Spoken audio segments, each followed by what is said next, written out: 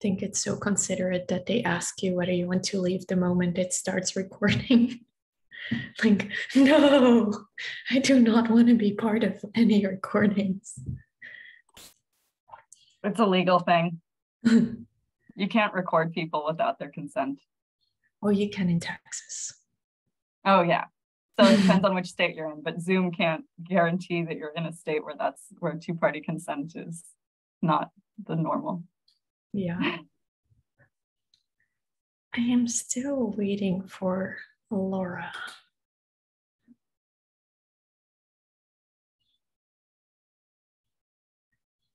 I think.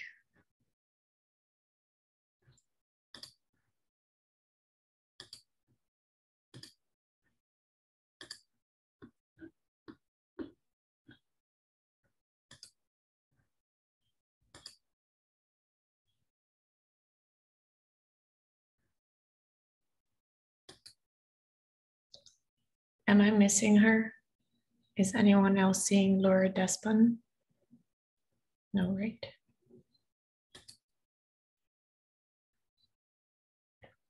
We'll wait a couple more minutes.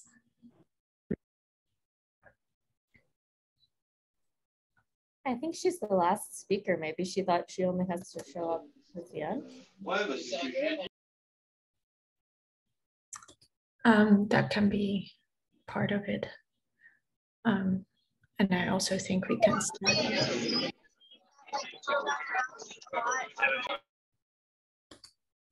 We can start with the other speakers otherwise. Tahra, you said that we usually wait a little bit longer, right? Yeah, 12:03, 12:04.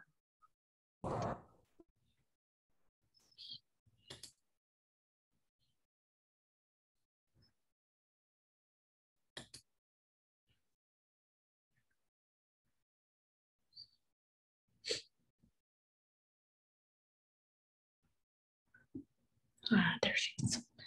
Okay, I think we can just get started so that we can have as much time listening to our amazing speakers today. I feel very, very honored to moderate this session. I think our speakers today are all absolutely talented scientists with a very cool and unique stories. Just so you know how it's going to go today, we will have 5 speakers. Everyone will have 12 to 15 minutes to speak. Afterwards, we will have some time for questions. You can raise your hand if you have a question, or just type your question in the chat. And if you type your question in the chat, I will verbalize it for you, and otherwise the speaker can answer within the chat as well. As you can see, we are being recorded right now. That is because our talks will be posted on YouTube later. So if you do miss something due to an unfortunate event, you can watch all the talks later. With that, I would like to introduce our very first speaker, which is Dr. Simón Sun. Dr. Sun is a scientist, an activist, and an artist, and she's sharing her screen, making me not see my notes anymore. I'm sorry. She's a scientist, an activist, and an artist. She's a postdoctoral research fellow at Cold Spring Harbor Laboratory and a senior fellow at the Center for Applied Transgender Studies. She's currently funded by the Simons Foundation and NIMH. Dr. Sun is investigating how gonadal hormones affect neurophysiology through regulation of gene expression. Her overarching research explores how hormones influence sex variable biology. Beyond the bench, Dr. Sun's artwork bridges the rational and emotional aspects of scientific exploration. Without further ado, here's Dr. Sun. Hello, everyone. Are you all able to hear me? Yes. And are you able to see my, oh, I can't see anybody now. But were the slides visible? I need an auditory confirmation.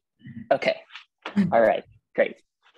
So hello, everyone. My name is Dr. Simón Sun, and I'm here today to talk about some of the work that I have started as a first-year postdoc in Jessica Tolkien's lab at Cold Spring Harbor. And the title of my talk today is Neurophysiological Modulation by Reorganizational Estrogenic Gene Regulation.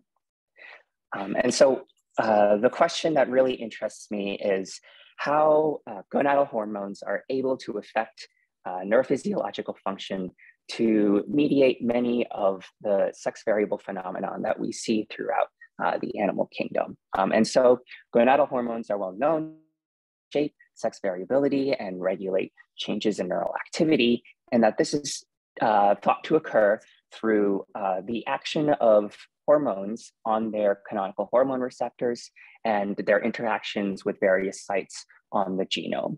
And recently, with the advent of many high throughput sequencing technologies, the gene sets that are regulated by these canonical hormone receptors have been recently identified.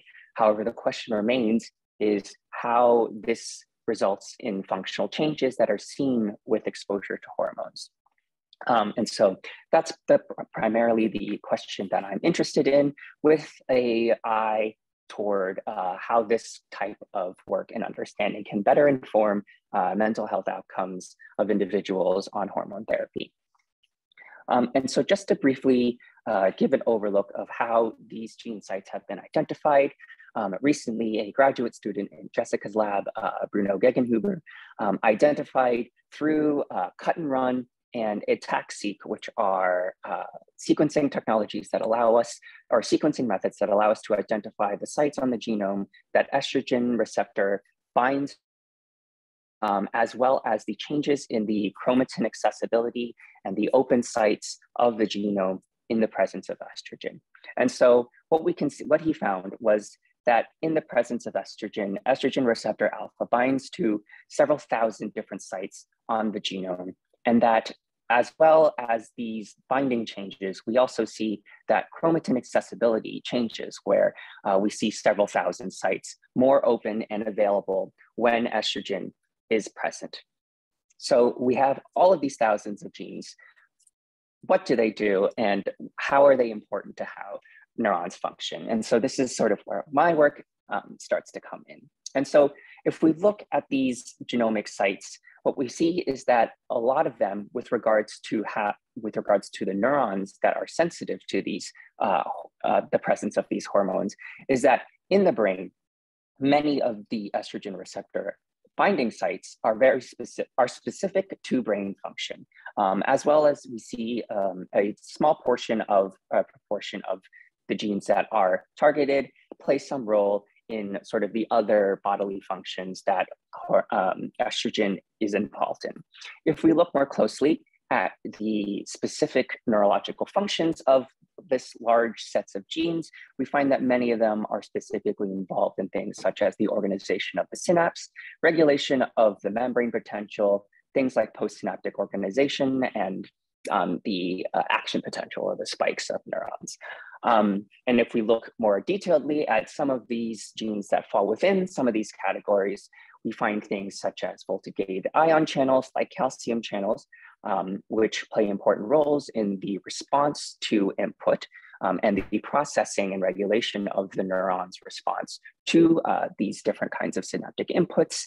We see proteins or genes like CAM kinase 2, which are involved in things like synaptic plasticity, as well as various components of glutamate transmission, various voltage-gated potassium channels, and sodium channels. And so by taking a closer look at these specific functions of these genes, I've begun to divide and categorize these large gene sets into more specific categories that are involved in the postsynaptic responses to inputs, to the changes in the intrinsic properties, the excitable properties of these neurons, which can affect things like activity patterns and sensitivity to firing, as well as the conduction of their inputs and signals to their downstream targets through modification of presynaptic transmission. And so just to provide some examples of genes that are part of these kinds of functions, we have CAM kinase 2B, which is involved in changing the plasticity threshold for incoming input and changes to those inputs. We see voltage-gated potassium channels like KCNN2, which could affect, based on their expression level, the excitability and the firing frequency of hormone-sensitive neurons, as well as genes like CATNAP4, which can affect the transmission probability for inhibitory synapses. Now, to zoom in on one of these examples, we'll take CAM kinase 2B, partially because this is one that I am intimately familiar with in my doctoral work. And so estrogen receptor alpha binds 2.75 times more when estrogen is present, and CAMK2B encodes for a particular isoform of CAM kinase 2. Also known as the beta isoform, hence the B. And so what's interesting is that CAM kinase 2, the two predominant forms are the alpha isoform and the beta isoform that are expressed in a majority of neurons. And what's interesting about the beta isoform is that it exhibits a much higher sensitivity to calcium, which is one of the main signals that it uses in order to be activated. And so in my doctoral work, I created a model of postsynaptic components to try and better understand how various aspects of synaptic function, like plasticity and responses to changes in activity, and attempting to model that to better understand how these different components contribute to these kinds of phenomena. And so one of the things we found is that if you look at the postsynaptic response by looking at the steady state calcium level as an indication of how active or how responsive that synapse is at various levels of activity, here represented by the variable R, which stands for the rate of input that the synapse is receiving, that without any beta CAM kinase 2 present in the postsynaptic compartment, the synapse requires a very high level of activity in order to be put into this more active high calcium state. However, that as we increase the amount of CAM kinase 2 that is available in the postsynaptic compartment, this shifts the response curve further to the left, indicating that the threshold of activity that is required to push the synapse into this active state is much lower. And that this threshold gets lower and lower with more and more beta CAM kinase 2 expression. However, this is just a single component of the many pieces that are involved in the synaptic postsynaptic compartment. Not to mention that if we just look back at our gene lists, this is one of thousands of genes that are supposedly changing. And so one of the things that my model is able to allow us to do also is to look at how these components work holistically together to shape the kinds of responses that the synapse can have. So for example, another gene that is regulated by estrogen, GRIA1, encodes for a subunit of the glutamate receptors that make up the calcium permeable AMPA receptors that allow calcium to influx to the postsynaptic compartment in response to glutamate release from the presynaptic neuron. And that CAM kinase 2 phosphorylates this subunit in order to make it active and available for the synapse. And so this is, again, one of the genes that is regulated by estrogen. Another one that is regulated by estrogen is CACNA1C, which encodes for a voltage-gated calcium channel that is a part of the postsynaptic response that lets in calcium flux when we see presynaptic glutamate transmission, and then allowing for calcium to flux inside the cell. And so my model also incorporated various other calcium-sensitive aspects and allows us to dynamically explore how these how alteration of these specific components could holistically affect the system in response to different activity levels. So just to provide a sort of example of this, what you're seeing here on the left is the response to the model to a broad change in activity. And in this case, what we're doing is reducing activity from a high level to a lower level. And so what we see is that there is some level of plasticity and compensation in the postsynaptic, in the postsynapse. And what we see is the steady state of calcium returning to a sort of almost homeostatically returning to its before this activity level changed, in that each of these individual components is activated at slightly different times to elicit this response. And if we change one of these components, what we can see is that the whole system is affected in a particular way. So for example, if we do not allow for any beta-chem kinase to be active, the synapses responds much more slowly to this change in input. And not only that, takes much longer and doesn't return to the same baseline as before. However, we were to change something like the CAV1 channel, or the CACNA1C, by increasing its amount of calcium flux in response to activity, we shift again this response. If this response becomes much faster, but does not affect the degree to which that change occurs. And so together, this sort of paints a much more holistic view of how we can look at how hormones can change the inputs to hormone-sensitive neurons that encode for things like social and sensory cues, how this information is processed by the neuron through changes in its excitability, and how this could lead to alterations in the signal transduction to the downstream targets of these hormone-sensitive neurons. Now, more broadly, how does this type of work and knowledge, how does this shape our understanding of how hormones broadly affect the brain? And so the predominant endocrinological model of how gonadal hormones affect neurons is based on the organizational activation model originally proposed by Phoenix, Skoy, Gerald, and Young back in 1959. And what their model posited was that hormones affected neurons in the brain differently based on the lifetime of the animal. So for example, the two time points that they were interested in were development and that leading to adulthood. And what they found and posited was that hormones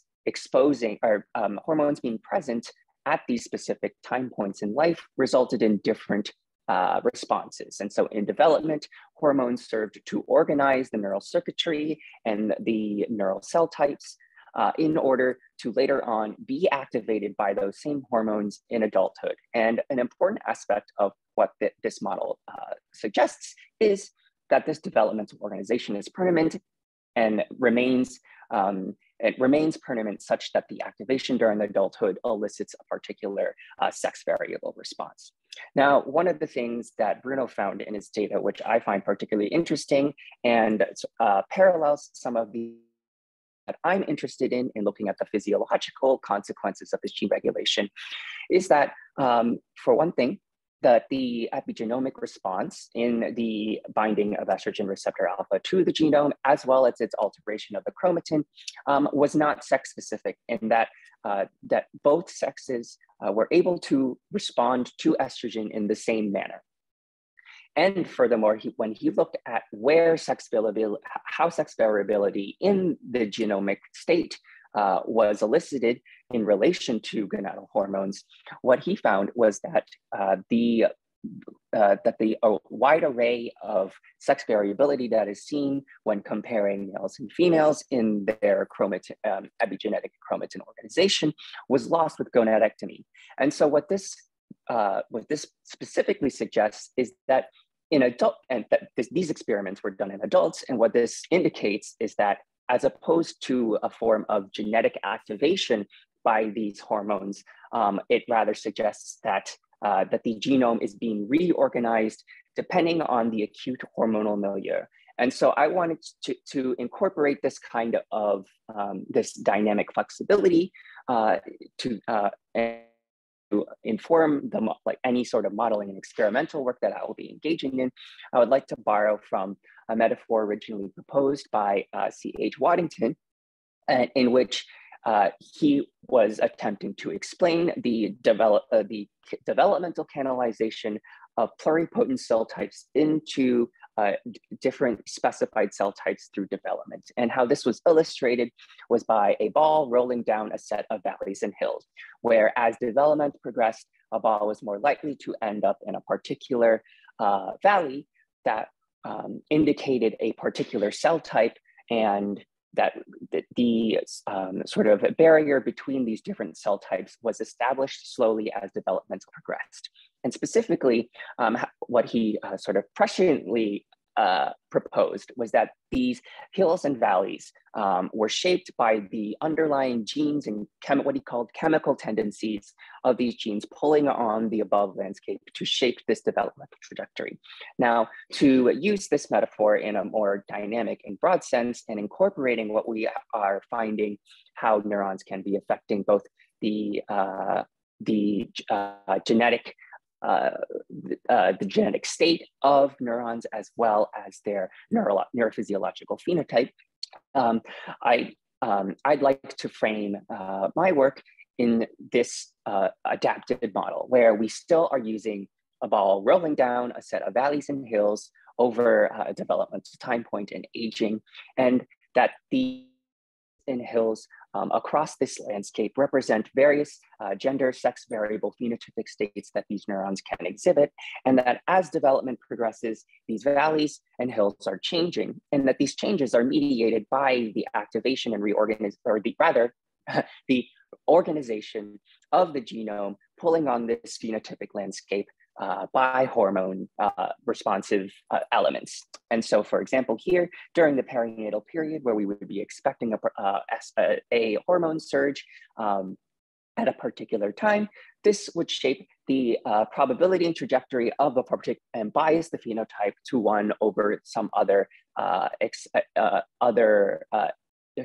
phenotypes, and that as development progressed and hormones were to fluctuate, such as in pre-adolescence, where we see less gonadal hormones present endogenously, a change in that phenotypic landscape to a less estrogen or a less hormonally biased phenotype, and that this would continue as the life of the animal were to progress, where we see pubertal surges, again, reshaping this phenotypic landscape well into adulthood, where we see these where we see changes later on. And I think that this this depiction of the natural plasticity and variation that we're seeing at these different levels of hormone, of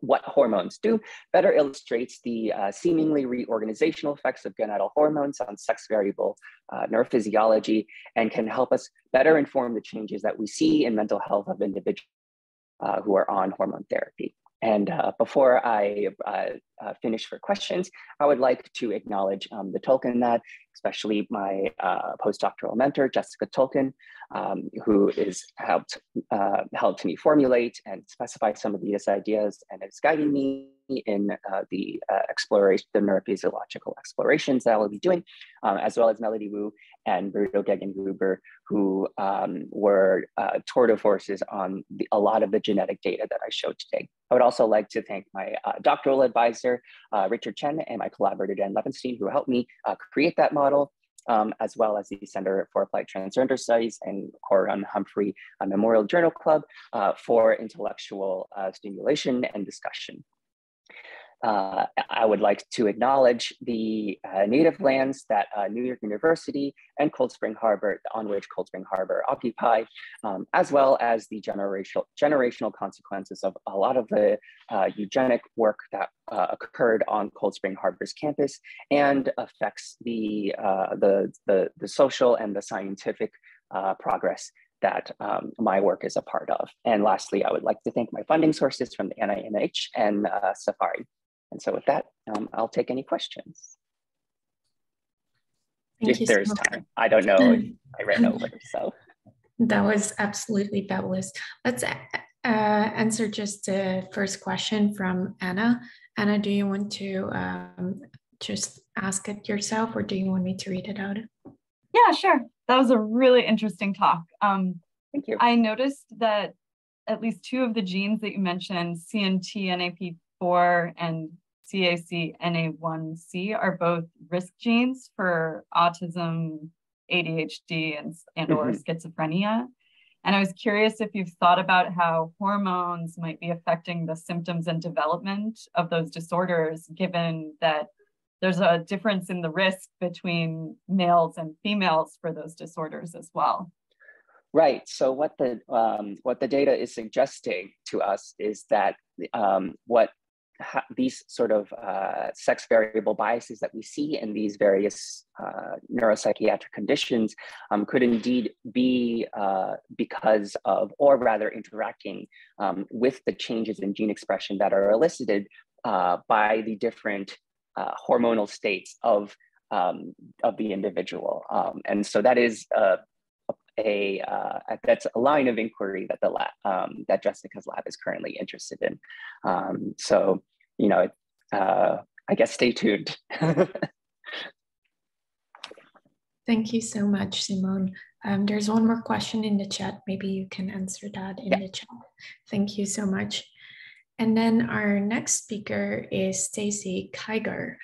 Dr. Kigar is a postdoctoral research associate in the Department of Medicine and Psychiatry at the University of Cambridge.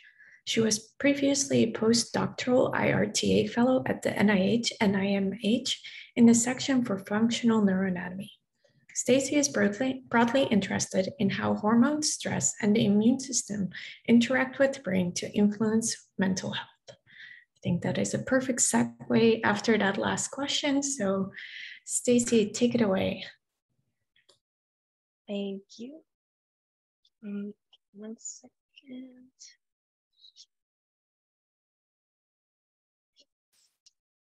Can you see these slides okay?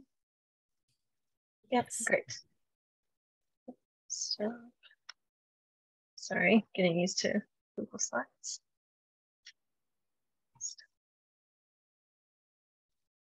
Okay.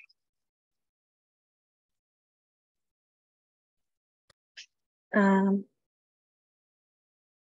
you able to see just the presentation? Yeah, okay. Okay, great. I think we would have figured this out by now, but here we are. Okay, so thank you, Micah, for the introduction, and thanks, Simón, for the fascinating talk. Thanks to Garrett McKinley and the Leading Edge organizers for this opportunity. As you can see from my title today, I'll be talking about stress, and speaking of, it is currently a balmy 37 degrees Celsius or 99 degrees Fahrenheit here in the UK. So fingers crossed that my outdoor plants don't combust or something as I'm giving this presentation. And I hope that if you're dialing in from the UK that you're not melting. But joking aside, it's a pleasure to be in this group of phenomenal scientists. And today I'll be sharing some of my postdoc work investigating the relationship between stress, the peripheral immune system, and mood disorders. So I want to begin by telling you a little bit about depression. The most recently published data from the Substance Abuse and Mental Health Services Administration indicates that about 1 in 10 Americans over the age of 13 have experienced an episode of depression in 2020 alone. Depression is the leading cause of disability worldwide, according to the WHO. It is characterized by prolonged episodes of persistent anhedonia, or a state of lacking interest or pleasure in previously rewarding activities. It's also often comorbid with other mental health issues like anxiety. Importantly, there are a variety of antidepressant drugs on the market, but up to 1/3 of MDD patients show no response to the currently available treatments.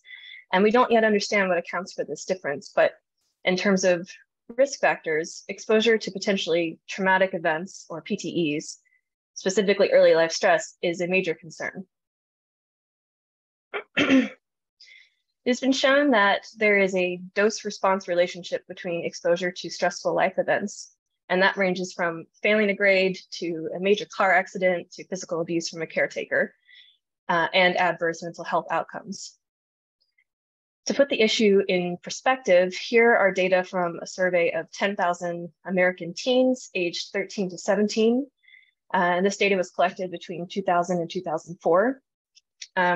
And a strikingly large percentage, 62% of them, reported exposure to at least one PTE in their lifetime.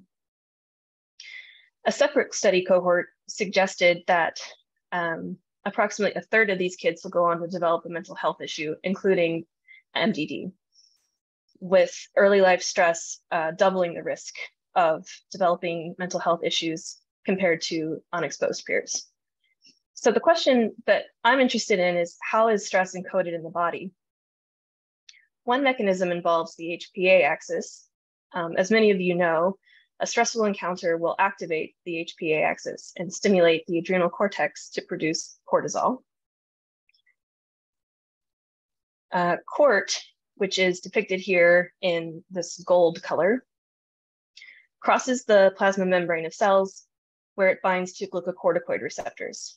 Once bound to Cort, GR can enter the nucleus, whereby it promotes transcription. It's been shown in the brains of stressed mice that one of the transcriptional targets following exposure to stress is NF-kappa B inhibitor alpha, which inhibits inflammation, which I'll come back to in a moment.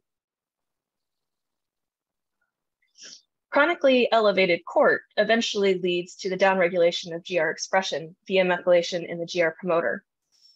As a tragic demonstration of this, postmortem brain tissue from people who died by suicide revealed that lower GR protein levels and higher GR promoter methylation were present in brains of people who had suffered from childhood abuse.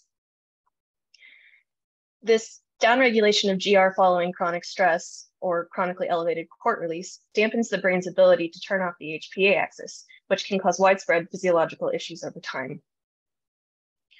Similarly, white blood cells of the peripheral immune system, including neutrophils and B cells, which I've highlighted here, as I'll be talking about them later, respond to Cort and can become glucocorticoid resistant, which motivates the investigation of the relationship between stress, immunity, and mood disorders. There is accumulating evidence strongly suggesting a role for the immune system in both the etiology and progression of mood disorders like MDD. For example, patients suffering from autoimmune conditions like psoriasis and rheumatoid arthritis frequently present with comorbid depression. Anti-inflammatory drugs, such as TNF-alpha and IL-6 inhibitors, improve depression symptoms in these patients, even when there is no improvement in their primary disease. Finally, elevated peripheral inflammation is present in MDD, shown through several meta-analyses, and even more so in patients who are treatment resistant. This opens two important avenues for further study. One, we need to identify biomarkers that stratify patient populations, which will hopefully result in more effective treatment. And two, we seek to understand the cause and effect relationship between stress, depression, and mood. I'll start by talking about my preliminary efforts to identify biomarkers of depression. Over the last year and a half, I've been at Cambridge collaborating on a variety of projects that investigate relationships between immunity and mood. But my primary focus has been on these two studies. One is a phase 2 clinical trial, and the other is a more exploratory clinical study. So I'm going to be walking you through the study design. So ATP, or the antidepressant trial with P2X7 receptor antagonist, which is a mouthful, sadly was a multi-site effort for which I served as the lab coordinator. Patients were recruited to the study from across the UK, and assuming they met the criteria on the left, which I won't get into the details, but if you're interested, feel free to ask me any questions. So assuming they met those criteria, they were entered into the study, enrolled, and then they would come to one of these 5 sites where we would do a baseline visit, during which time we would take blood, put them in an MRI scanner, and do a battery of psychometric testing. So we would ask them questions about things like their depression, their suicidality, et cetera. And importantly, for my interests going forward, we'd give them a childhood trauma questionnaire, ask about early life experiences. We used the blood that we took from these participants to generate a large and rich data set of biomarkers, including a glucocorticoid sensitivity assay, which harkens back to what I was telling you about earlier. The participants would then be given the experimental drug and come back for a follow-up visit 6 weeks later, at which point we would repeat this whole process. Ultimately, there were 15 people that were randomized into the trial, but unfortunately, as of last month, the trial was closed and the study hasn't been unblinded yet. So I don't have any data to show you from ATP. However, the companion study that we had been running at Cambridge meant to sort of flesh out what we were getting from ATP with both healthy controls and non-inflamed depression. Has sort of risen in importance as a result of the ATP study closing. So it's basically the exact same protocol. The primary difference between the studies is that in BICBID, it's only at Cambridge and we're only looking at baseline. So obviously there's no experimental drug here.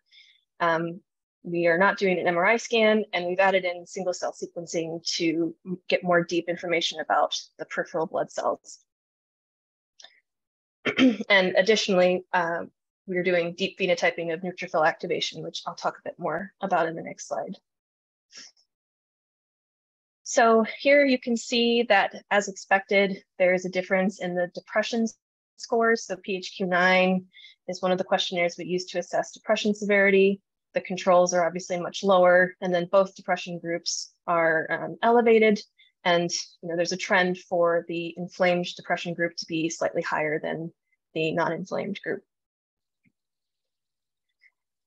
This is preliminary data that we have from the study showing single cell sequencing from 4 participants. And you can see from this that we're able to capture the expected variety of different white blood cell types in blood, with the notable exception of neutrophils. When my collaborator, Dr. Mary Ellen Linnell, was developing this assay, she found that neutrophils did not survive the freeze-thaw process that we needed to be able to multiplex these samples together. So to circumvent the information we're losing from the freeze-thaw, we are doing live cell flow cytometry and looking more deeply at neutrophils in terms of their activation and various states of maturation. And these are bivariate plots that are typical of flow cytometry data if you're not used to looking at this type of data. If you kind of go clockwise from the top right, we're looking at sort of QC to narrow in on our population of interest, which is neutrophils. And then if you look at the bottom left, I'm showing you an example of cell stratification where you can see more mature and more immature neutrophil subtypes.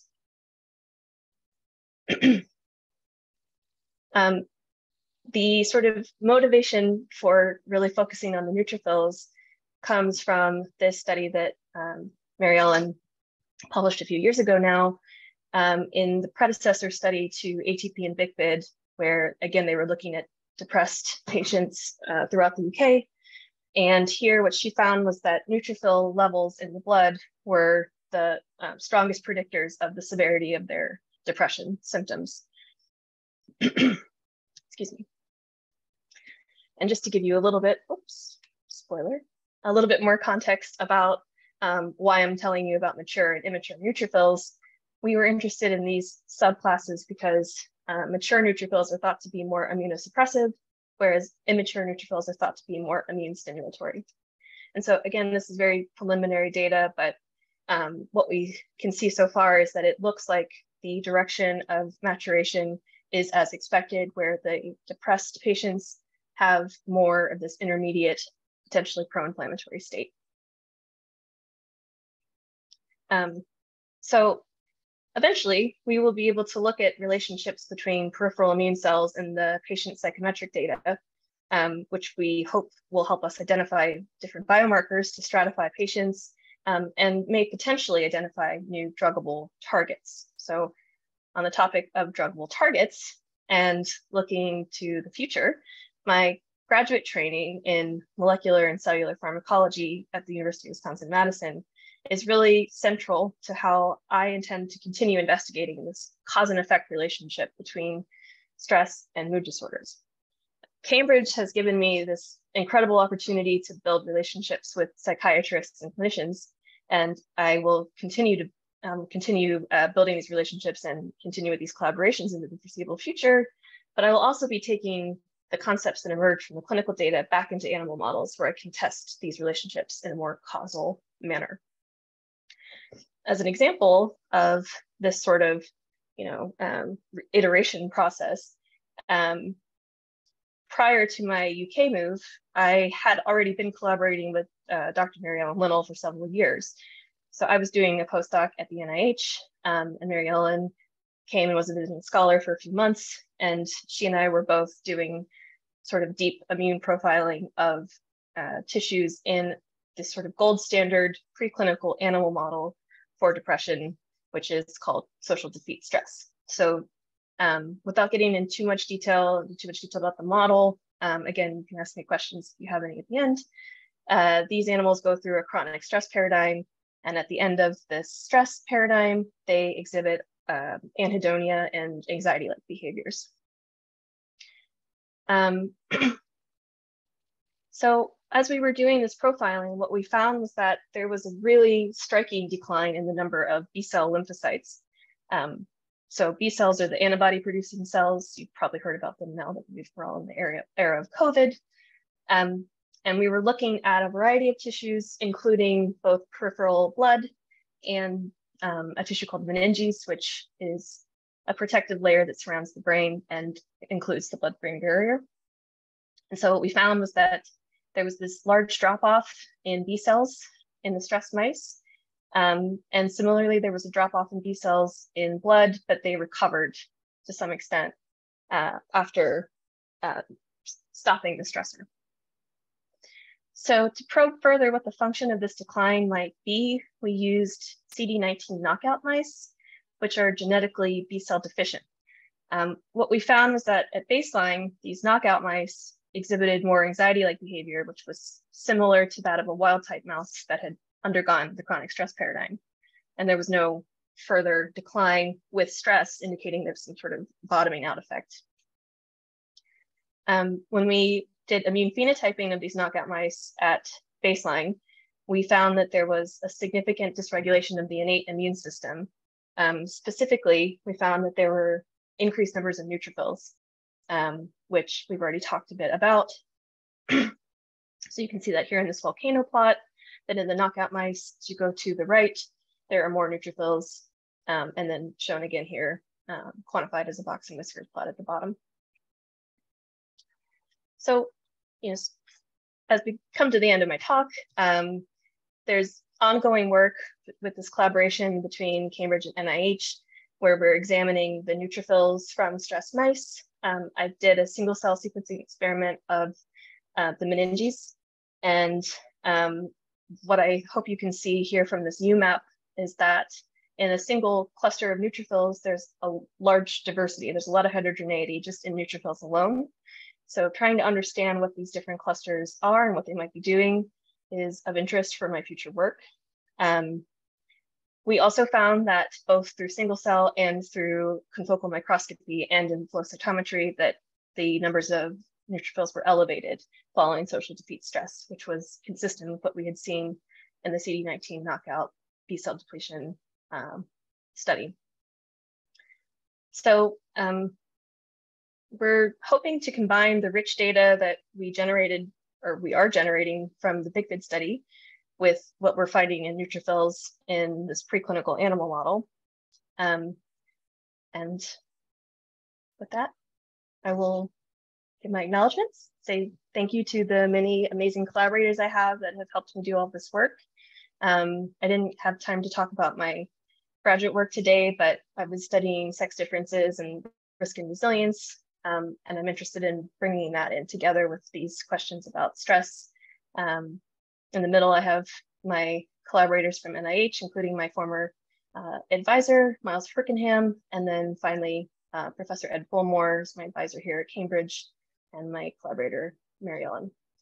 Thanks to all my funding sources. Thanks to Leading Edge. Thank you all for listening, and I'll take any questions you have. Thank you so much. That was fascinating. Does anyone have a question? I will ask just a quick question. And is the opposite also true, that if you would basically elicit an immune response in either human or mice, that there's an elevation of CORT And is this effect between the mood and the immune system a vicious cycle, or that you're trying to disrupt, or is it like a one-way pathway? That is a really interesting question. So as far as I know, there are spikes in court when you have an immune reaction. So like you will see elevated levels of court if you have a viral infection, for example. So there is bidirectional communication happening, and that relationship is really complex and interesting. In terms of, you know, I think you might be kind of hinting at like a necessary sufficiency type question. If you eliminate the court entirely and just inject cytokines, it's been shown that that's sufficient to drive depressive behavior. And that's actually one of the things that motivated the evolving of this entire field of neuroimmunology. So it's really interesting. There's a lot more work to be done. Thank you for the great question. Hope I answered it sufficiently. That was a great answer. Okay, let's go on to our next speaker. Our next speaker is Dr. Eartha Mae Guthman.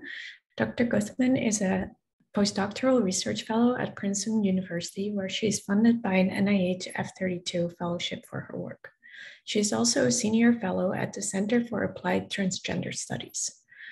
Dr. Guthman is currently studies the role of gonadal hormones in orchestrating the activity of brain-wide hormone-sensitive neural networks and behavior in socially interacting mice. Broadly, she is interested in applying the tools she's developing in the lab to novel translational models for transgender health and to study the basic questions in neuroendocrinology. And I'm glad I'm not studying that because I cannot pronounce that word. But here's Dr. Guthman because she can. Thank you, Micah, for the wonderful introduction. I am just trying to get things set up real quickly to share my screen. And okay, I want to, if I switch this, do you see my notes or do you see, okay. I have an idea. I did this once recently.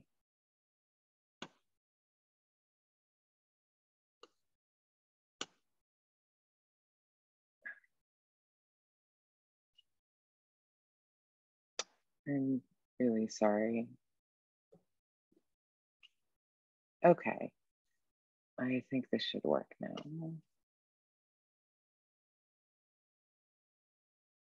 Okay, can everyone see my screen fine? Awesome.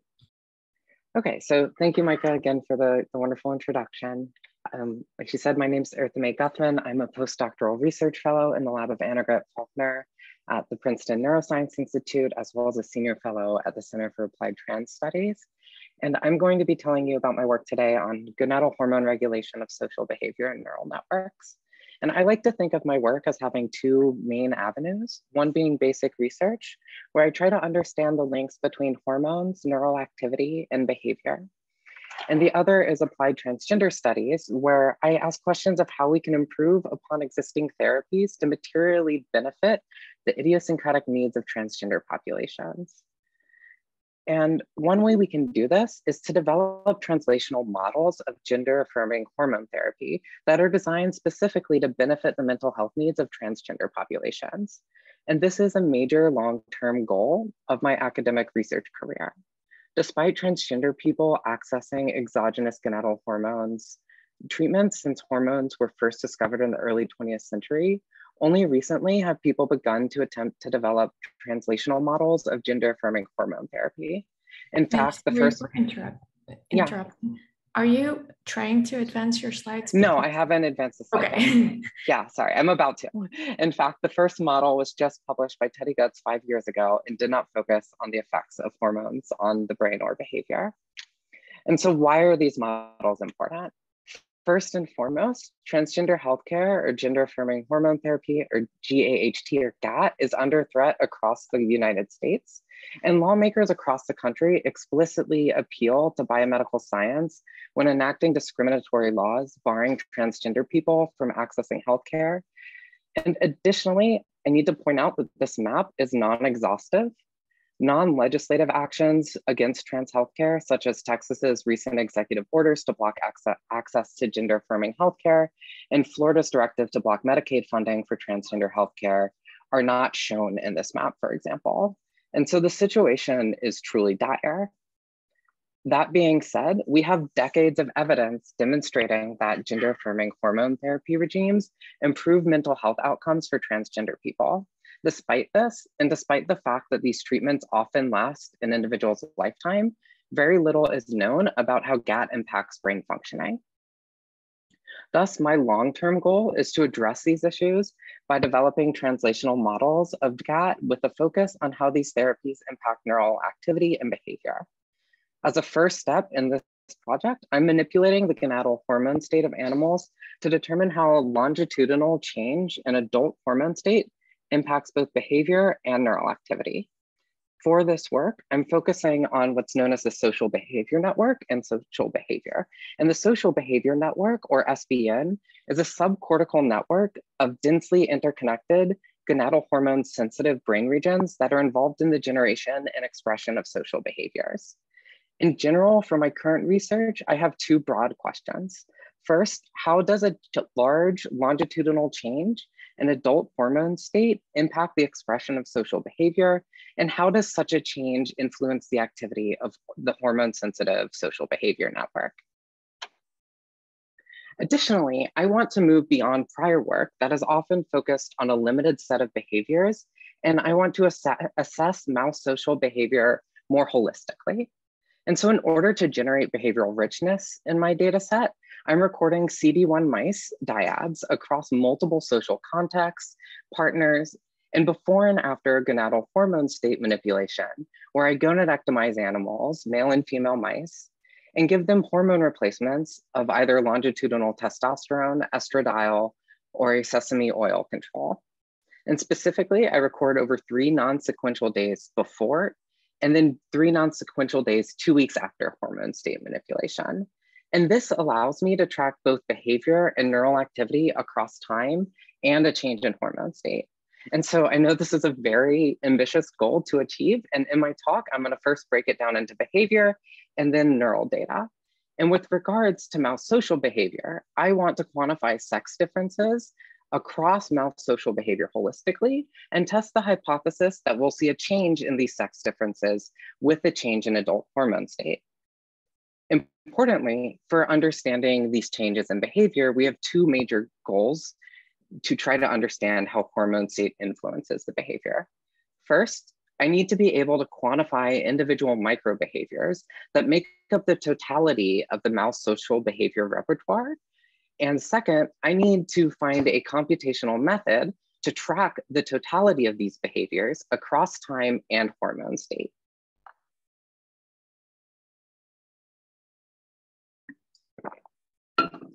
To do this, I'm using SLEEP, which is a machine vision program for multi-animal pose tracking developed by our collaborators at Princeton in the Murthy and Shavitz labs. And indeed, demonstrating the applicability of these tools, a recent study from our lab led by the graduate student Lindsay Wilmore pioneered the application of these types of analyses that I'm going to be showing you today to identify specific behaviors associated with resiliency to social stress. So if we put this all together in what a still frame of a video might look like, I can use SLEEP to track the position of socially interacting mice, as well as important objects of interest in their environment, such as their nest. From the track posture of these mice, I can then quantify specific time-varying behavior features that evolve as the mice interact with each other. And these include things like proximity to each other, their social heading direction, or what kind of angle the mice have between each other, their speed, how close they are to the nest. And then in order to use these time-varying features to identify and quantify behavior, I reduce the dimensionality of this feature set using t-SNE into a 2-dimensional behavior space. From there, I apply a Gaussian probability density filter to determine the relative amount of time animals spend across the space. And so in this map in particular, you'll see areas of high density represented with warm colors, and these represent areas within the t-SNE space where there are more frames, whereas cooler colors represent areas within the t-SNE space where there are fewer frames. I can then apply watershed clustering to the behavior space to identify specific clusters that represent frames with similar values of behavior features. These clusters in turn represent putative behaviors, and by calculating things like cluster occupancy, I can determine the amount of time animals partake in specific behaviors, as well as the transition rates between these behaviors. Indeed, this method does pretty well at pulling out specific behaviors, including those we may have targeted a priori for hand scoring analyses, such as this dominant-like investigation, where the subject mouse, shown in pink in these videos and subsequent videos, is performing orofacial and anogenital investigation of the partner mouse, shown in blue in these videos and in subsequent videos. And the partner mouse will let the subject mouse engage in this investigation and will often rear back to provide access to the areas for investigation. Additionally, this method has proven extremely useful in discovering other behaviors that we may not have targeted a priori for analyses, such as this asocial nesting behavior, where the subject mouse is performing its own behavior separately from the partner mouse while remaining on the nest. And so I can use then these social behavior maps to ask if we see sex differences in mouse dyadic behavior.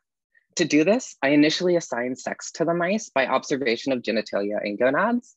And if I then separate these behavior maps into male maps, shown in blues and purples, and female maps, shown in yellows and greens, and remembering again, the darker colors, so the darker purples and the darker greens, represent areas within the behavior space that have higher density, or the animals spend more time, there are more frames representing those types of behavior features.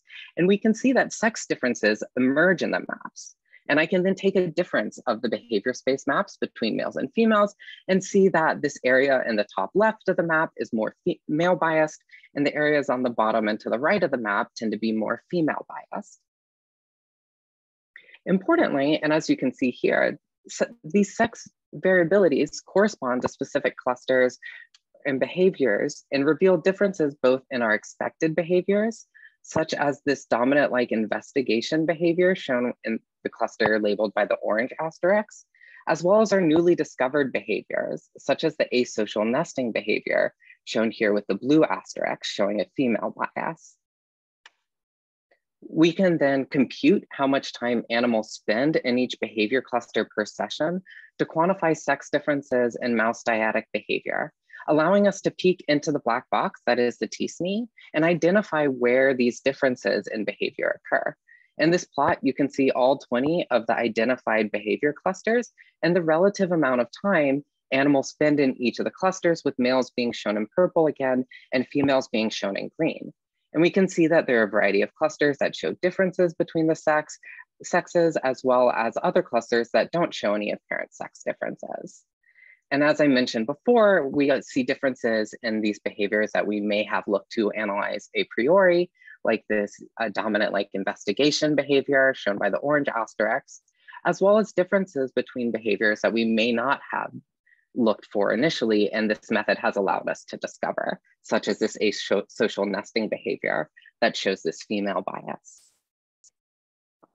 In addition to comparing across sex and intact animals, I can compare these density maps before and after gonadectomy to quantify how a hormone state change alters behavior expression. And if we look at the raw maps, we can see that after gonadectomy, both for the males and females, there's a migration of the cluster of the density in the behavior space more towards the bottom of the map. And this is represented by a flattening of the sex differences in the sex difference map. In order to quantify if gonadectomy changes sex differences in behavior, I'm using a metric of distance between probability distributions known as the Jensen-Shannon divergence, or JSD. And the JSD allows me to quantify how different male and female behavior space maps are before and after gonadectomy. And when I look at the same animals after gonadectomy, I find that gonadectomy leads to a significant reduction in the differences between male and female social behavior. Finally, in order to determine the effect of hormone state on neural activity, I'm pairing these behavioral experiments with multi-site fiber photometry that is set up to record from the hormone-sensitive social behavior network using customizable 3D printed implants developed by myself with the help of Jorge Iravedra Garcia and the Faulkner Lab. These implants allow us to record neural activity across the social behavior network, as shown in these example cell type non-specific GCAMP recordings. With these data, I'll be able to determine how a change in gonadal hormone state shifts adult neural network activity dynamics to regulate behavior. And in particular, I'm testing the hypothesis that specific gonadal hormone states drive crosstalk between regions in the network, creating specific subnetworks. And indeed, if you peruse these traces, you can see moments of synchrony across the entirety of the SBN, like here. And you can also identify areas where only one or a few regions of the SBN are active at a time. Consistent with the hypothesis that gonadal hormone state promotes specific subnetworks within the social behavior network, my preliminary data in orchiectomized males shows that orchiectomy reduces correlated activity across regions of the social behavior network during dyadic interaction, as you can see in these correlation heat maps with the colors becoming lighter following gonadectomy. If I then quantify this, I see that gonadectomy leads to a reduction in the interregional correlations during dyadic social interactions for all recorded regions but one. And additionally, I want to point out that the data from the lateral periaqueductal gray in particular, the PAG is a brain region, the periaqueductal gray is a brain region that we think of as a premotor output for the social behavior network that integrates the signals coming in from the rest of the network to promote specific behavioral outputs. And so when we look at the data from the lateral PAG, we see a large drop in correlations following with the rest of the social behavior network following orchiectomy. However, Pearson's correlation coefficients don't tell us much about the temporal relationship of these neural dynamics. And so to assess this, and in particular, the directionality of the signals within the social behavior network, I'm using cross correlations to derive what I'm calling a directionality ratio. And here I'm going to just walk you through a bit of a schematic of what that looks like. And so in this example case, where region A and B co-occur in time, we see a cross correlation that is symmetric across a lag of 0 seconds. And this will lead to a directionality ratio of 0. However, if region A leads region B, this leads to a cross correlation that has most of its mass on the negative side of the lag, and this leads to a directionality ratio of greater than 0. Alternatively, if region B leads region A, we see the reverse. We're now on the positive side of the lag. The majority of the cross correlation mass is on that side, and we'll get a directionality ratio that is less than 0. When I apply this analysis to my data, I find that in intact males, I see this neat patterning of signal directionality within the network, where there are regions that sequentially lead each other through the network during social interactions. However, following orchiectomy, this directionality is disrupted and the neat patterning no longer emerges. Additionally, if we focus back on the lateral periaqueductal gray, we see that this loss of gonadal hormones shifts this region, which we think of as the output of the social behavior network, from following the majority of regions or co-occurring in time with them to now leading the rest of the social behavior network, suggesting that potentially the input-output within this network is now disrupted. And so in conclusion, I've shown you that we are able to generate this computational pipeline to map global social behavior across time and longitudinally across a hormone state change. I think we might be having a fire drill, but I'm gonna just try to wrap up really quickly and just say that I also see that gonadectomy reduces sex differences in mouse dyadic behavior and coordination within this network. And future work is going to focus on specific hormone-sensitive populations within the social behavior network, in particular, the estrogen receptor alpha population. And I'm going to employ 2-color imaging methods to specifically test the hypothesis that this coordination by hormones is specific to these hormone-sensitive neurons and not hormone-insensitive neurons. And with that, I'd like to thank my lab, my mentor, Annegret Faulkner, Jorge Iravedra Garcia, who assisted me in developing these imaging tools, and a really talented undergraduate, Lucy Sears, who is running a lot of the behavior on this project. And I would love to take questions, but I'm gonna ask that Micah pass them on to me, and I can see if we can get a way to get them back to y'all, because I have to leave my building. But thank you very much for the time, and to all my funding and the Leading Edge for inviting me to give this talk today. Thank you, May. That was absolutely fantastic.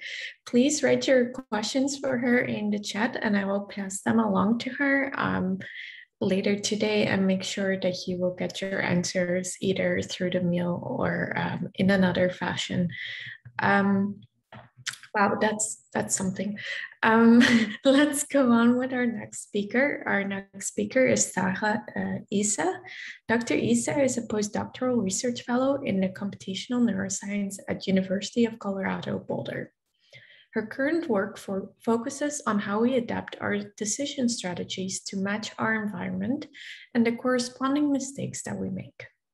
In the future, Dr. Eissa hopes to study the neural basis of adaptive decision-making by pairing human behavior and electrophysiology with computational modeling to identify both physiological and pathological mechanisms of cognition. Please take it away, Tahra.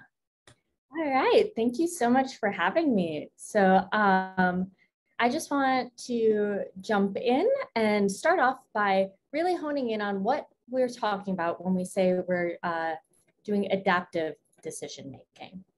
So often when we're making a choice, we have to weigh information in order to make our decision. But when we talk about adaptive decision making, we're going to take that a step further and say that we also have to consider our context. So for example, if you're deciding what clothes to put on a given day, you're obviously going to consider whether or not it's winter or summer, and also how often you think that that weather is going to change. So considering our context is critical to really getting at the important information and how much we value and want to weigh those in our choices. So the way that we can approach understanding how the brain can perform these sorts of contextually dependent decision-making is using this complementary approach. So as a computational neuroscientist, I want to integrate both data and theory. And there's a few different ways that people often do this. So on the one hand, we can look at neural mechanisms, in which case we can think about data, for example, actual recordings from human brains of epilepsy patients, as I did in my graduate work.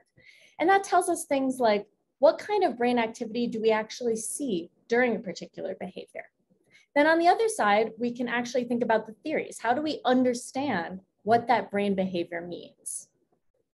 Then on the flip side of this, what I've been doing in my postdoctoral work comes back to cognitive strategies. And again, we can have data and theory. But in this case, we can use theory to educate these questions by asking questions such as, well, how should I use important information from my environment to optimally make a decision? And then comparing that to actual human behavior and saying, okay, well, how well does a human actually compare to that optimal behavior? So moving forward, what I will be able to do is actually combine these and ask questions about how those neural mechanisms and that behavior are interconnected. So in order to show you how this will work, I wanted to give a few examples from my current postdoctoral work.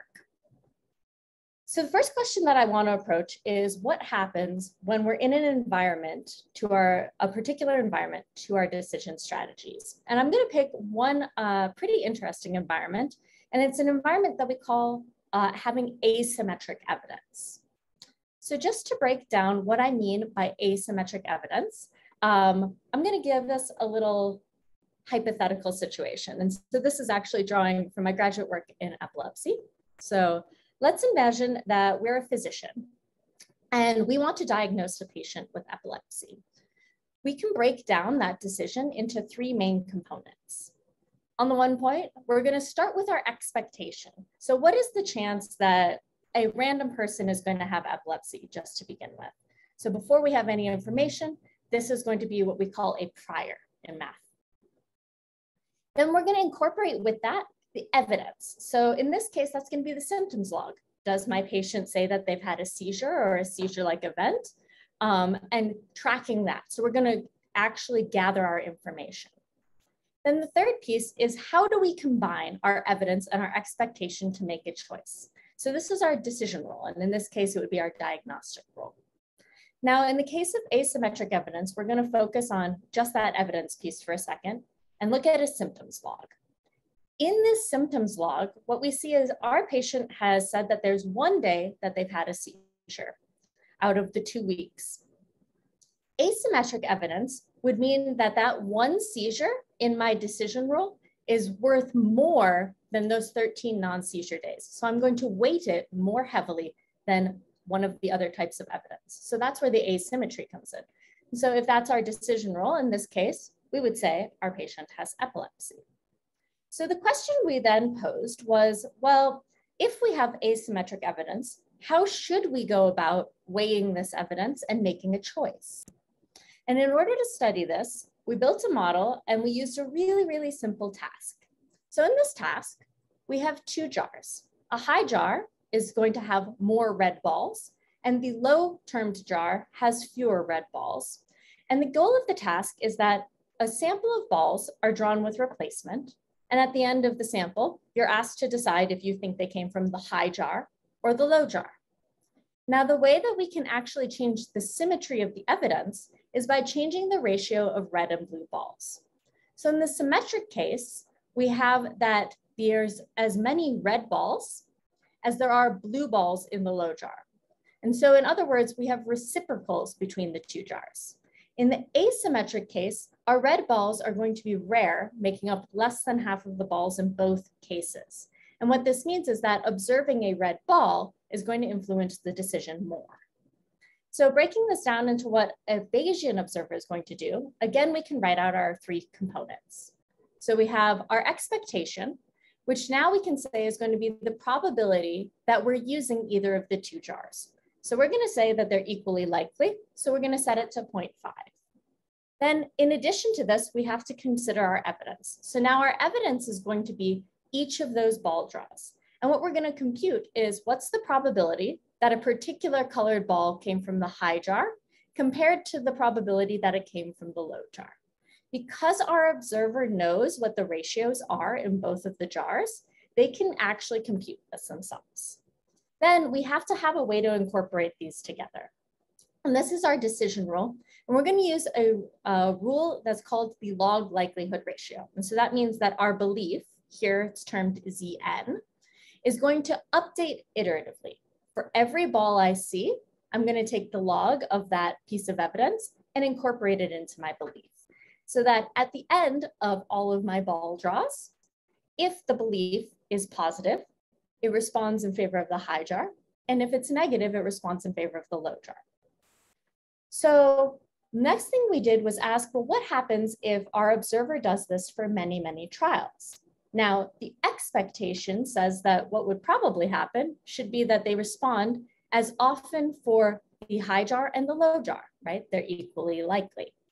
But with asymmetric evidence, our optimal observer does something pretty surprising, which is that they responded for the low jar more often than we'd expect.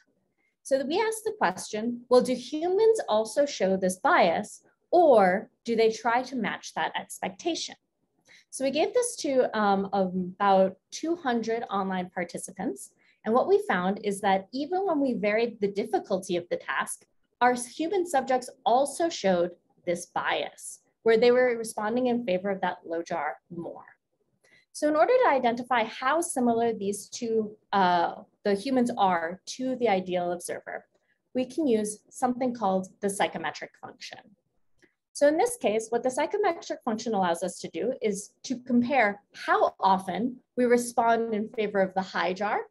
And we're going to compare that to that log likelihood ratio. So what was the belief of the ideal observer? So the trace that you see right now is what the ideal observer's psychometric function would look like. And for subjects, what we can do is take their data points and fit them using logistic regression. Now, what this lets us do is actually look at a few different components of that curve. So on one hand, we can look at the bias. So does this curve shift to the right or the left, which tells us something about whether or not our subject is compensating, maybe trying to match that expectation, or if they're accentuating that bias. And then on the other hand, we can look at the shape of the curve itself and see how similar our data points are to the curve, which is variance, and how much noise there is in the system, which tells us by the slope. So looking at the symmetric evidence case, what we found is that all of our subjects pretty much just showed a large amount of variance, which we'd expect. They have some noise, they're not doing things perfectly. But in the asymmetric evidence case, what we found is that there was a lot of subjects that actually showed in favor of the low jar. So they're enhancing that same bias that we saw in the ideal case. So we asked the question as to where this suboptimal favoring was coming from.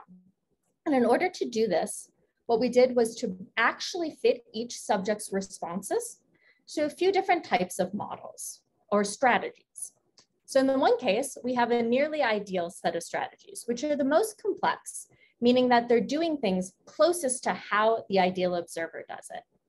Then we had mistuned Bayesian models, which are trying to emulate what we saw that ideal situation doing, but maybe imperfectly. It's pretty hard to match those same sort of information biases. And then the third group were heuristics. So these are the least complex. They're probably using some simple model, not using all of the information available to them. What we found was that our mistuned Bayesian subjects were the ones that were showing the bias and that increase in asymmetry, while our simple heuristic models were the ones that described most of that variance. And this was really interesting because typically people have discussed the idea of a bias variance trade-off, but in our case, we found that the complexity mattered in the opposite direction. So this is one example of how human subjects both use information about their environment, but they do it imperfectly. So we wanted to then ask, well, how do we even learn and represent our environmental distributions? How do we know that it's asymmetric if it's not something as simple as easy jars?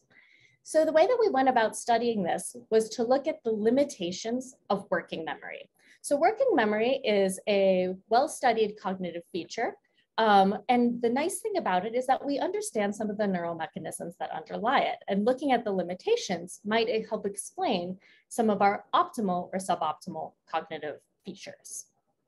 So a very typical working memory task that we like to look at is the visual delayed response task.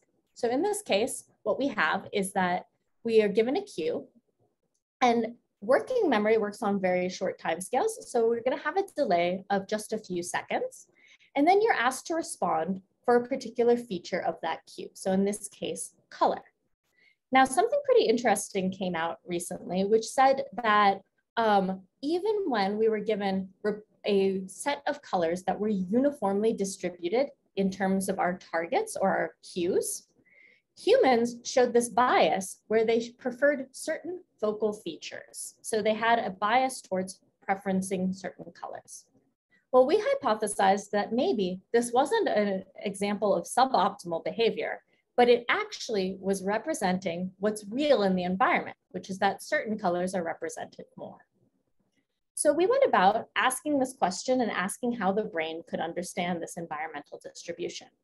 And so when we think about how the brain performs working memory, we can look at this task again and imagine that we have a bunch of excitatory neurons that have a preference for particular colors. So when we have this cue, we activate a bump of neural activity. It's going to have some fluctuations because the brain has some noise, but the memory gets retained. And wherever that bump of activation is at the end is our response. Now, a bump of activation is really no different than a dot, right? So we can actually make a simple version of this called a particle representation, where we have a dot that we're just going to trace how it moves in time. Now, we can break this down and say, well, what does the space it's moving in look like? On the one case, we can say that it's homogeneous, which means that our dot just moves across a line. And so it's only going to be subject to those noisy fluctuations. But on the other hand, we could say that there's a heterogeneous landscape for this, which means that there's these valleys at the same peaks that we expected in the environment. And as we can imagine, this would help our error because it's very hard to climb back up out of a mountain. So we asked what the mechanism could be to actually build this and represent the environment. And the mechanism that we're using is fairly well known within the ideas of memory. And so we're saying that this is experience dependent. So for every task that we see, we're going to have a little activation bump of activity, and that's going to actually have recurrent connectivity that's going to modulate. So now our connections right at that point are going to be stronger. So if we were to do this over and over again, we see that the connections are going to change. And so if we did this many, many times, so exposure to our environment over, let's say, the course of a lifetime, we would learn to represent and have stronger connectivity at those more common features. So we asked if this hypothesis was actually relevant to what human subjects did by looking back at a set of data where humans were actually presented with a heterogeneous environment.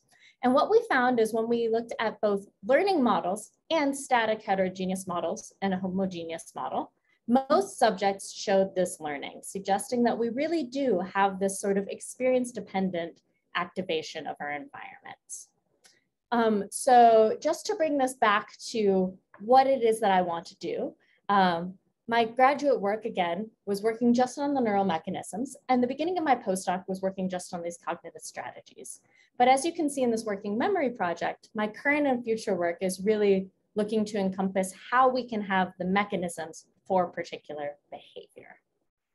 So with that, I would just like to thank my 3 collaborative mentors here at CU Boulder, University of Houston, and UPenn. I would like to thank our funding sources and Leading Edge for having me. Thank you so much. Thank you so much, Tahra. Does anyone have a question? I have a question then. In your example, it seems like the colors that may be more preferenced would be what if I would on that continuum say like, oh, that's the yellow, that's the green, that's the blue, instead of yellowish green or yellowish orange.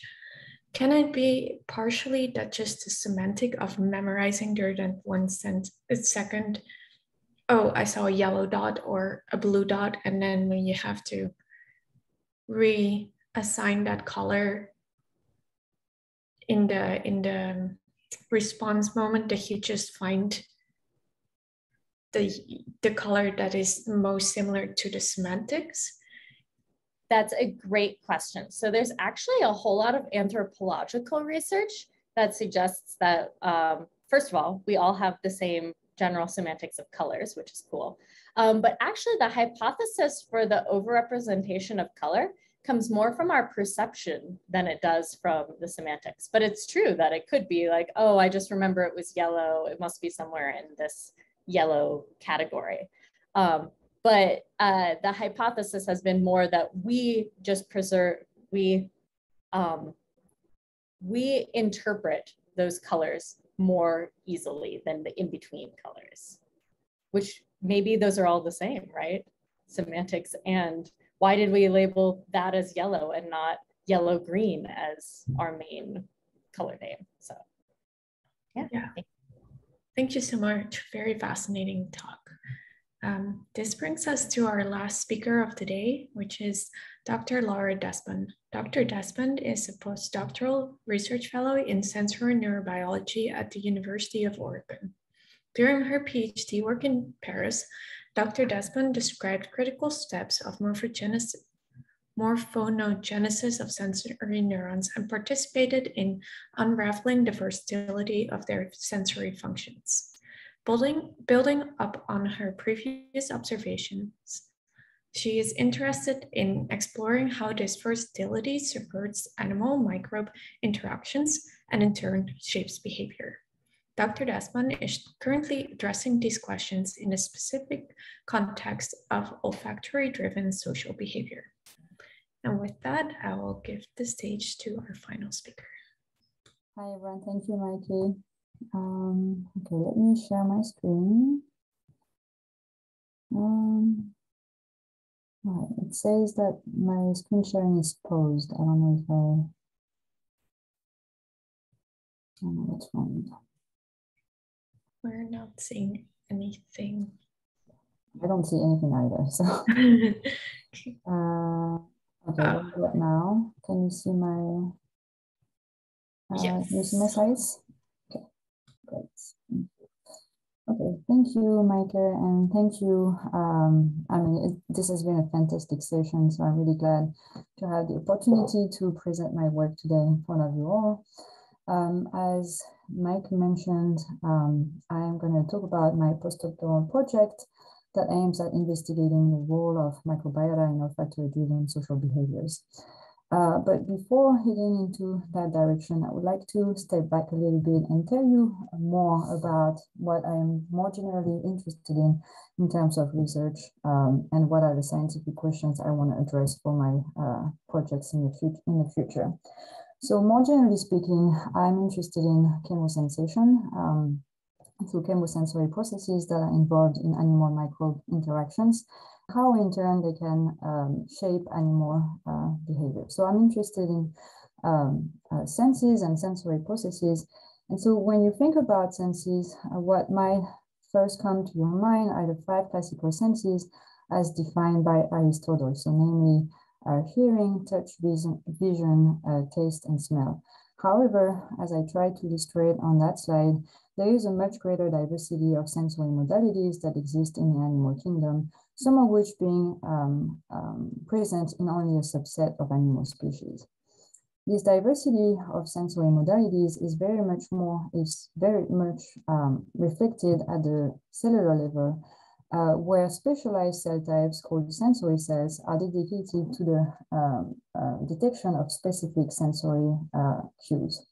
So the way it works, the sensory cells express specific receptors that enable them to detect specific sensory cues from the external environment.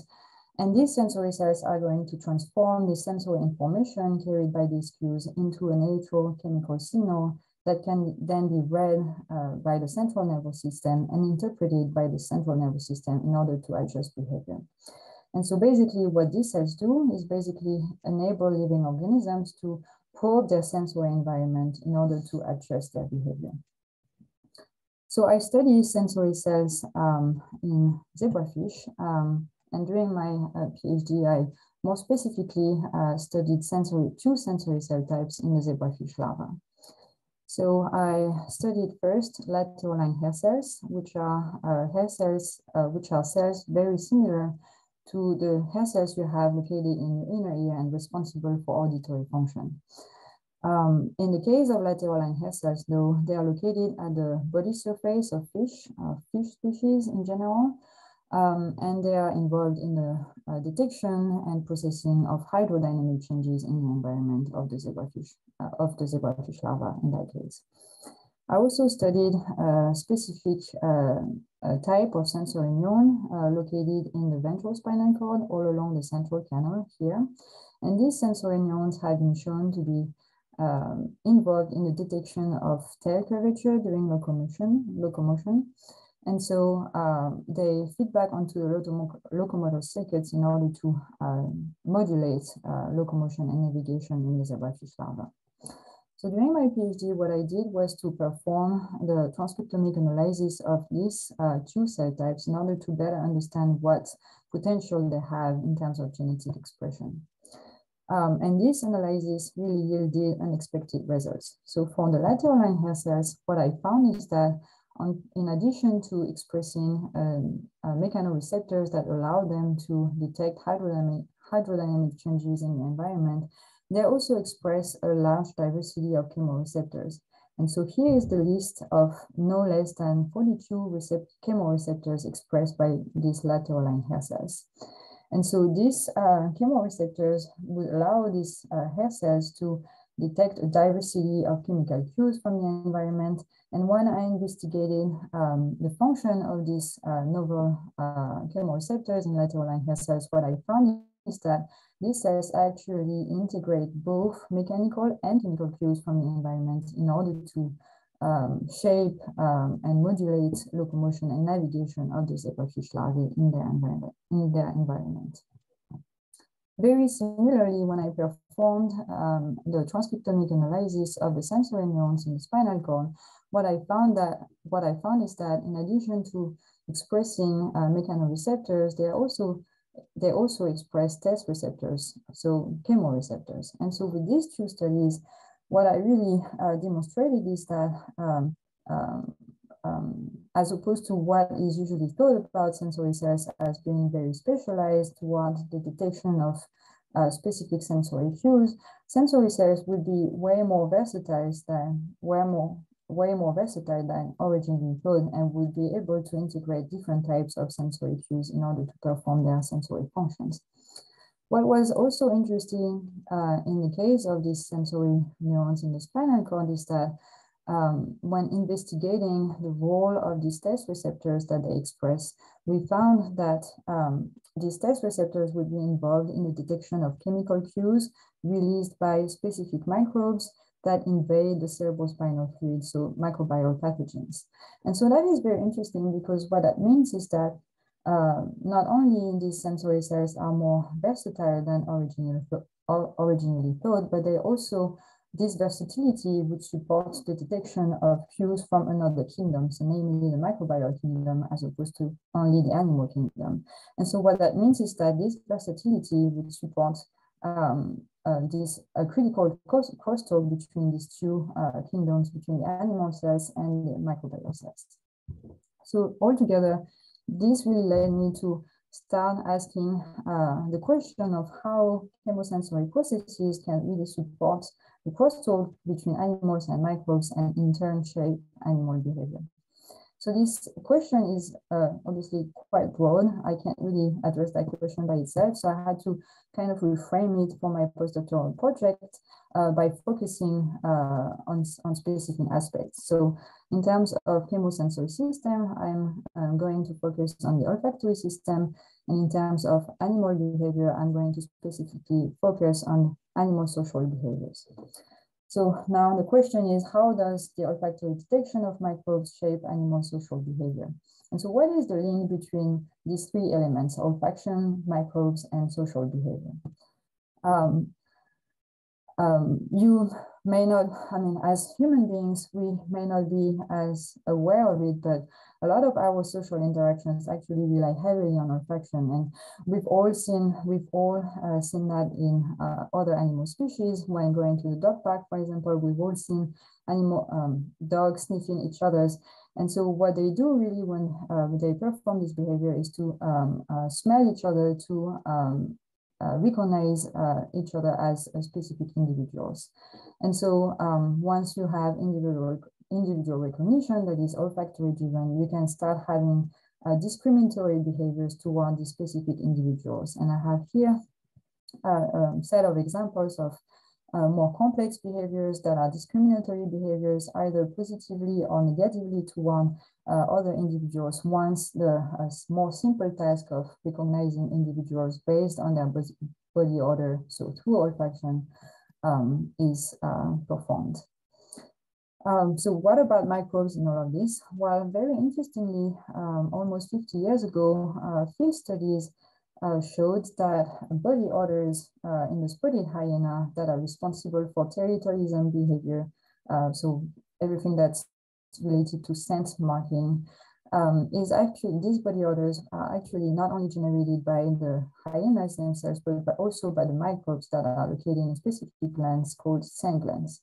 And so based on these observations, what we know now from these observations and other studies since then, is that body odors are basically generated by the intricate interplay between the secretions of the host, so the animal, and the metabolism of the microbes that are located in and on the body of this specific animal and specific individual. And so after these first studies in the spotted hyena, other studies confirmed similar mechanisms in other mammal species, but also in birds and a lot of insects as well. And more recently, it has been shown to be also the case in humans. So what we know now is that body odors, body odors in human beings are generated by microbes that are located in the armpits and release specific compounds that make up these body odors. So this is interesting because that means that microbes that are located on your body, so namely your microbiota, can generate these body odors and be at the origin of the individual recognition processes. So this led me altogether to this working hypothesis that I'm addressing during my postdoctoral project. So this working hypothesis is that body odors are generated by microbiota, and are the ones mediating olfactory-driven individual recognition, which then leads to discriminatory social behaviors. So the way it works, according to this model in zebrafish, is that specific zebrafish individuals are going to have individualized olfactory fingerprints or body odors that are generated by their microbiota. These body odors and their components are going to be detected specifically by olfactory pathways from other individuals, which will lead to individual recognition and therefore discriminatory behaviors during social interactions. And so among these discriminatory behaviors, we can think about social preference, for example, so preference towards specific individuals, which could in turn enable some degree of microbiota transmission, which would feed back onto the model itself. So for the sake of time, I'm not going to detail all the results I've obtained for that since the beginning of that project, but I'm going to give you the main results and the main observations that I've collected so far. But obviously, I'm really happy to answer questions if you have any regarding the details of these different pieces of evidence. So to start this project, one of the first things I had to do was to really confirm that specific olfactory pathways were capable of detecting cues of microbial origin. So this was something that hadn't been demonstrated before, even though we have evidence showing that body odors are generated by microbes. And so the first thing I did was to take zebrafish larvae at 6 days, more specifically, and to expose them to different bacterial preparations obtained from zebrafish bacterial isolates, so namely bacterial species obtained directly from zebrafish microbiota. And so I used specific stainings and specific markers to detect activity in the olfactory pit of these zebrafish larvae. And what I found was that different bacterial strains were capable of robustly activating, as pointed out here by the arrows, were capable of robustly activating specific subtypes of olfactory sensory neurons in the olfactory epithelium of the zebrafish larva. And so during these experiments, I was really capable of showing that specific strains can activate specific olfactory sensory neurons, but also that I was capable of describing under which conditions these strains can activate olfactory sensory neurons. So this was a first proof of principle for that project. The second thing I had to do was to really demonstrate that zebrafish larvae are capable of individual recognition and individual discrimination. So I established a social assay in which I place pairs of zebrafish, young zebrafish, so from 2 to 6 weeks of age. And I place them in circular arenas where they can freely interact and freely swim for 10 minutes, during which I record their behavior. And as a first readout, what I did was to measure the average interfish distance. So the interfish distance average across the entire recording of the 10 minutes.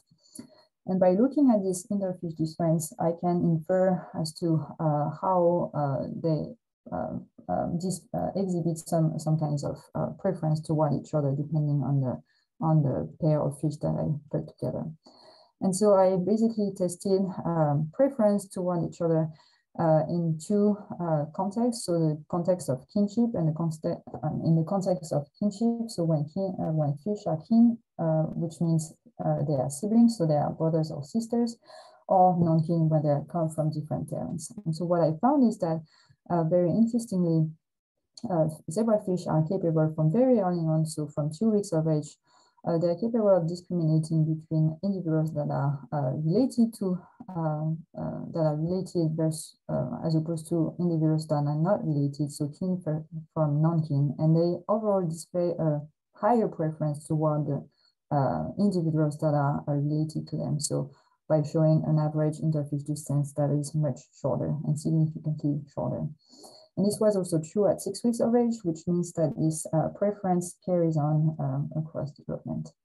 And so that was interesting because we know that zebrafish are highly social animals, but up to now, there was no clear evidence that they are capable of discriminating between individuals and display some kind of discriminatory behaviors.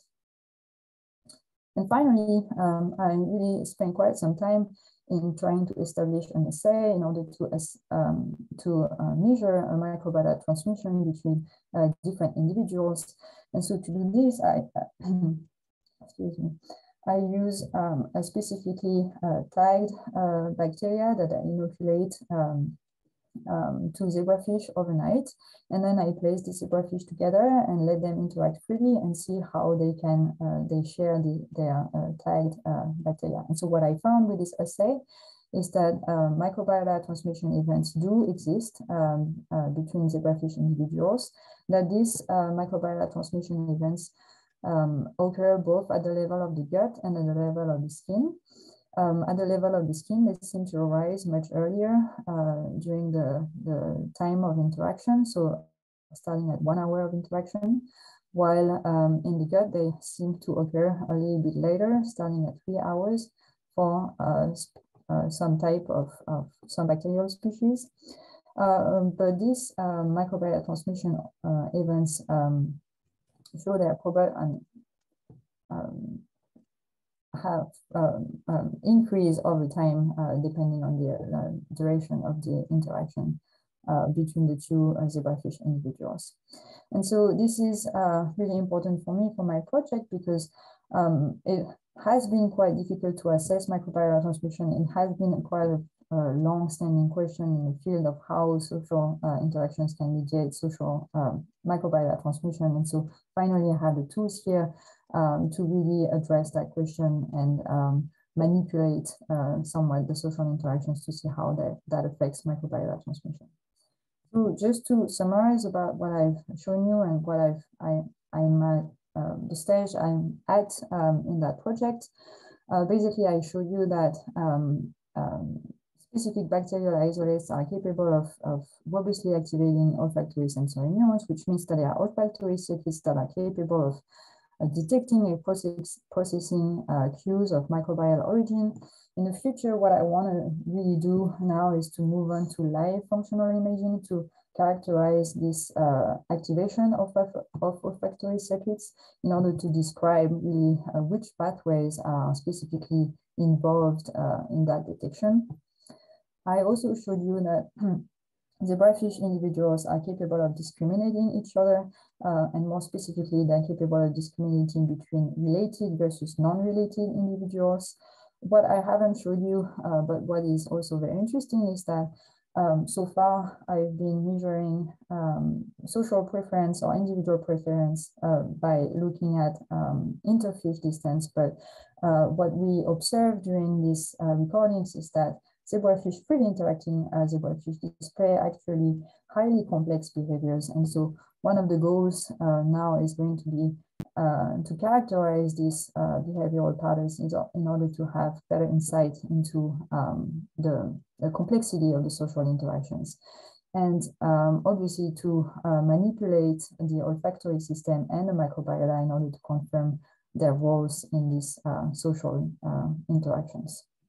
And so altogether, this will allow me to establish the causal link between microbiota olfaction and social behavior. And finally, what I showed you is that I have now an assay to measure microbiota transmission in zebrafish. I was capable of showing that these microbiota transmission events do occur, and they occur as early as 2 weeks of age. And now what I really want to do in the future experiments is to see how social interactions affect these microbiota transmission events. And to do this, I'm going to use specific social deficit models that we have available in the lab to see how that impacts the probability of microbiota transmission in young zebrafish. And so I'm going to end my presentation here. I would like to thank you all, and I also would like to thank all the members of my current lab, so the Eisen lab and the Guthman lab, as well as all the members from my previous lab, my doctoral lab, so the Wyatt lab, everybody who's been involved in helping me along that along this project, as well as my postdoc committee, all the facilities that have also helped me throughout figuring out how to establish these different essays in order to be able to answer my questions, findings, and obviously leading edge. And I'm happy to take questions now. Thank you. Thank you, Laura. That was very fantastic. Does anyone in the audience have a question? Julie. Yeah, hi, hello, very nice talk. I was wondering, are you envisioning to do some cross-fostering experiments to see with your fish if it's only if the individual recognition is based on some genetic factors that makes that you're attracting some particular microbia more than some others, right. Or is that really the fact that you've been living in the same space basically and sharing the same Yeah, so this is a fantastic question. So I haven't really shown any of the bigger results. I mean, all the results that I've gotten for that particular particular part of the project. So I've tested both familiarity and kinship during my experiments. So familiarity, touching a little bit to whether or not it would be because they've been living in the same environment, that it would be showing this social preference towards specific individuals. And so there is a continuum. So obviously familiarity is going to have a role as well. Whether this familiarity is just visual familiarity or olfactory familiarity, whether it is based on microbiota or not, I haven't really dived into that question yet. What I really want to do in the future experiments is to start manipulating the microbiota. So we have tools to make these zebrafish germ-free and inoculate them with specific microbiota or microbiome consortia. And so the goal, and I've already started doing this a little bit, is to mimic kinship or mimic non-kinship by using same microbiota or different microbiota in individuals that are originally genetically kin versus non-kin, so really have these different interactions and see how they impact the social preference and the individual preference. But I haven't shown any of these results yet. It's actually quite complicated to disentangle all these different elements and different components, but they're all involved in some ways, and I have some interesting results already. So I'm really excited about future experiments. Thank you for including. Thank you so much. And thank you, Julie, for that question. I think this will be the conclusion of our session today. Like I said, all talks were recorded. So if you also got interfered by a fire alarm or outside construction, you can listen everything back on YouTube in a couple of weeks. I would also like to invite everyone to come back on Wednesday, same time, same place, for the talks about immunology by another cohort of fantastic speakers. And I would like to thank all the speakers one more time. I really thought everyone did a fantastic job and I learned so much today.